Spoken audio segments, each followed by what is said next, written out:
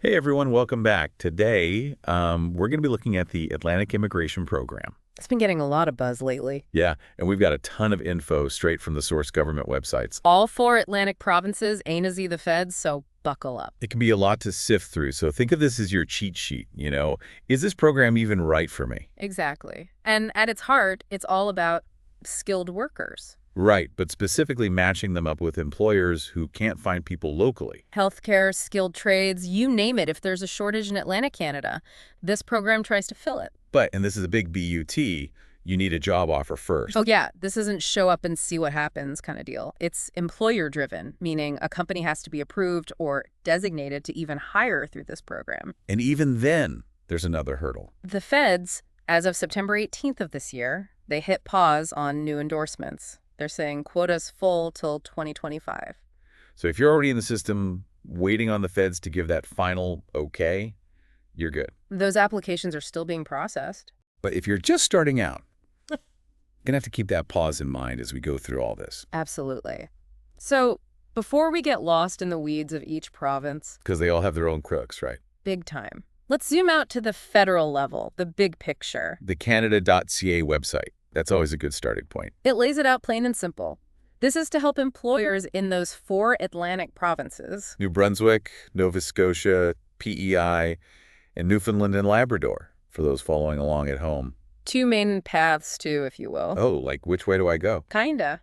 One is for recent grads, but specifically from schools in Atlantic Canada. So not just anyone with a degree can hop on this. Nope, gotta have that connection to the region already. The other path is for skilled workers, more experience under their belt. Now remember that pause we talked about? The federal one. Yep. That means even if a province says you're good to go, feds have final say. So it's like a double-check system. Exactly, so keep that in mind. Okay, ready to dive into some specifics. Let's do it. Where are we headed first? New Brunswick, they've got this thing called the INB portal. Like their own little online world? Pretty much. Employers use it to get designated, and then candidates apply through it once they have a job offer. Streamlined. I like it. And they even have a flow chart on the site. Oh, like a choose-your-own-adventure for immigration. Kinda. Yeah. First, the employer submits this expression of interest. Basically saying, hey, we want to play this game. Yep. But an officer still reviews each one. Makes sense. Got to make sure it's a legit need, right? Jobs, salaries, the whole 9 yards. Then, if they like what they see, employer gets invited to submit a full application. So there's hope, even if you don't get picked right away. Exactly.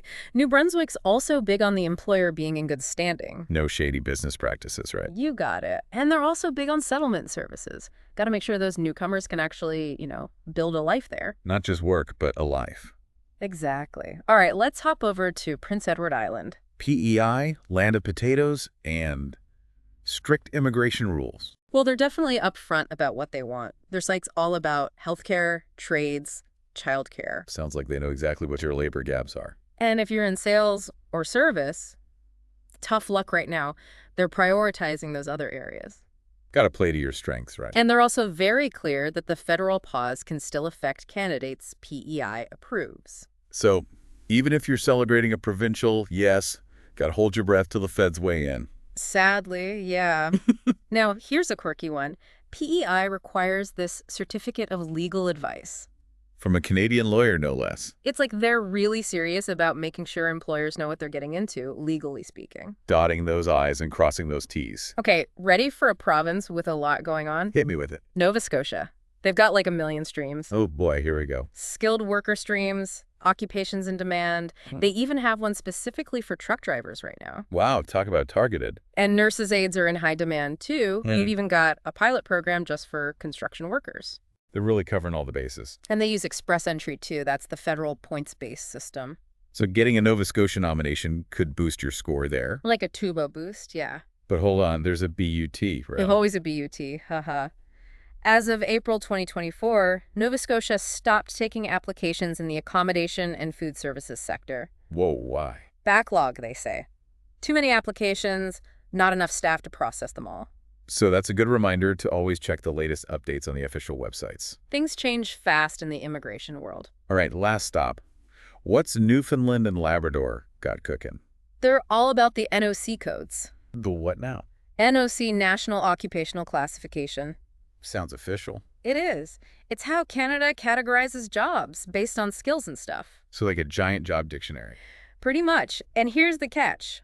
Back in November 2022, they changed the whole system. Oh, that's got to cause some confusion. For sure. Some jobs got reclassified, so it's a whole thing. Newfoundland has a big section on their website explaining it all. So if you're applying, double-check those codes. They're really hammering that point home. They also mentioned this big agreement with the feds, right? Yep, all about settlement support, making sure newcomers can actually succeed. Not just get there, but stay there. Retention, that's the name of the game. Wow, we've covered a lot already. It's clear this program has a lot of moving parts. It does. And that federal pause throws a wrench in things, for sure. Definitely makes things trickier. But we're just getting started. Stay tuned for more on the Atlantic Immigration Program. We'll be back with even more insights and advice. Don't touch that dial. You know, going back to New Brunswick for a sec, Yeah. that whole good standing thing for employers, it really got me thinking. It's more than just a formality, right? Totally. They don't mess around. Like, they actually make employers work with these settlement service providers. To help the newcomers, you mean? Exactly. Language training, housing, even helping spouses find jobs. It's Yeah. serious stuff. It's like they're saying, look, we want you to actually succeed here. Not just fill a position and then good luck. And speaking of going above and beyond, PEI with that legal advice certificate Oh, yeah, got to get a lawyer involved. shows they're serious, you know? Like, no funny business. Everyone understands the rules from day one. Transparency is key. Totally.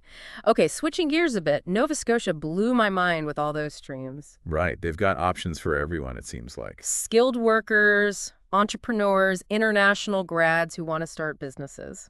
It's impressive. That international graduate entrepreneur stream, that's a mouthful. But it's a cool idea, right? You studied in Nova Scotia, now stay and build something. Keeps those brains in the province. And for folks already in the express entry pool, that labor market priorities stream is a golden ticket. Because the province can just handpick people they want. Right. It's like, Hey, we see you over there. You'd be perfect for this job. Come on over. that's through so much red tape. Speaking of red tape, Newfoundland and Labrador with those NOC codes, They really emphasize those. and for good reason.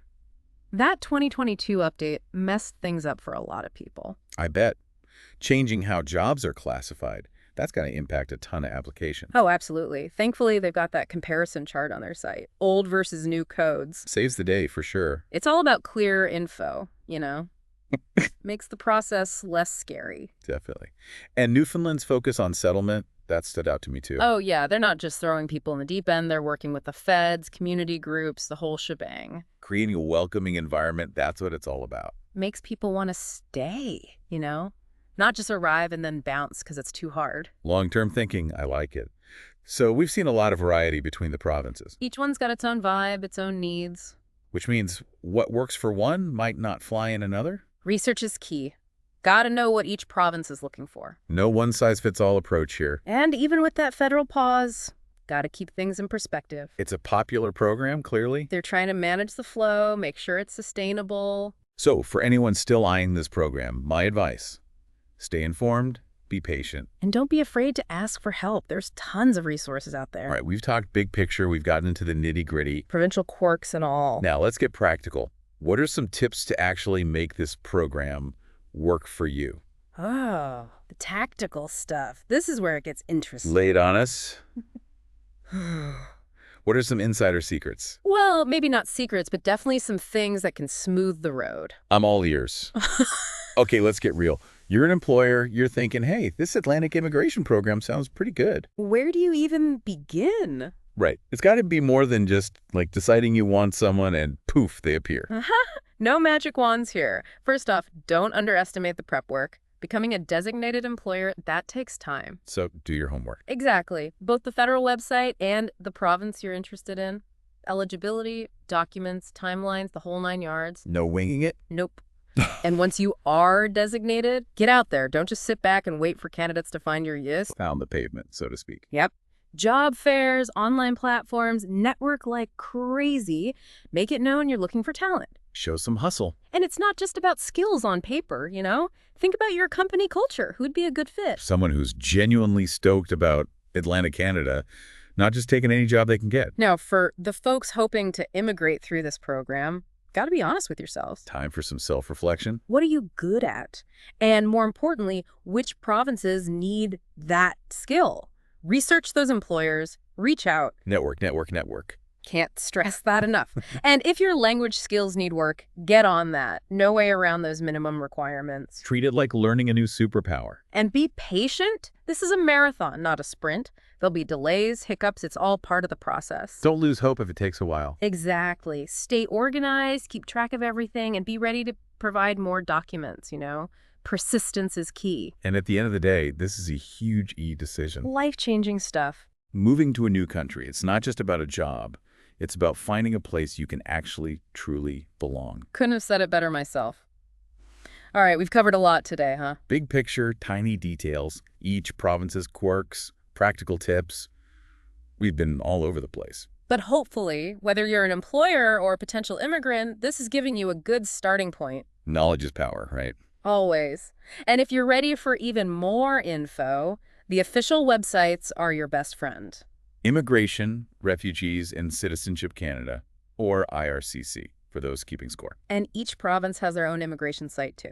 We'll link all those below, don't worry. It might seem daunting, but hey, this program exists for a reason. There's a need, there's opportunity. And sometimes all it takes is that first step.